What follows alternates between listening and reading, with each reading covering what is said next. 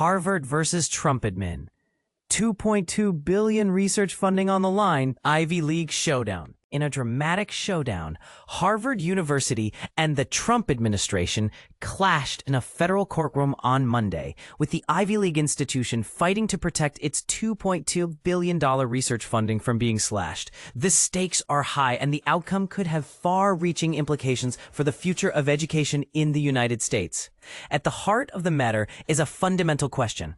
Does the government have the authority to cut funding to a prestigious university like Harvard? According to Stephen Lahotsky, an attorney representing Harvard, the answer is a resounding no. What we're here for are our constitutional rights, he argued before a federal judge.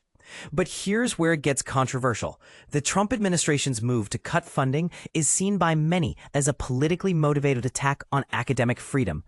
And this is the part most people miss. The implications of this decision could extend far beyond Harvard's campus, affecting research institutions and universities across the country. So, what's at stake? The $2.2 billion in research funding is not just a number. It represents the lifeblood of innovation and discovery in fields like medicine, technology, and the sciences. If the government is allowed to cut funding without justification, it could have a chilling effect on academic research and undermine the very foundations of our knowledge-based economy. And yet, the Trump administration remains adamant that Harvard has no constitutional right to this funding. But is this a legitimate exercise of executive power, or a thinly veiled attempt to silence dissenting voices in the academic community? The answer, much like the outcome of this court battle, remains to be seen. What do you think? Should the government have the authority to cut funding to universities like Harvard? Or is this a dangerous overreach of executive power? Share your thoughts in the comments below. Trump team's unprecedented threat to Harvard, placing a lien on property. Harvard's property at risk. Trump team's lien threat over anti-Semitism allegations.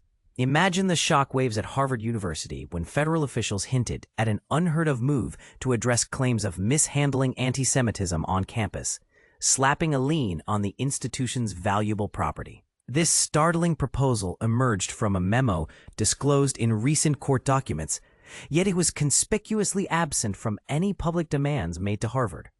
To date, no lien has been officially recorded with the agencies responsible for land and deed records in Cambridge, Massachusetts, or Boston, where Harvard's campuses are located.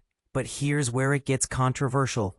Why would the federal government consider such a drastic measure against one of the world's most prestigious universities? And this is the part most people miss. The implications of this tactic could set a precedent for how federal authorities deal with similar issues at other educational institutions. Could this be a slippery slope, leading to overreach in federal intervention in academic affairs? Or is it a necessary step to ensure accountability? What do you think? Should the government have the power to place liens on university properties over internal issues like anti-Semitism? Share your thoughts in the comments.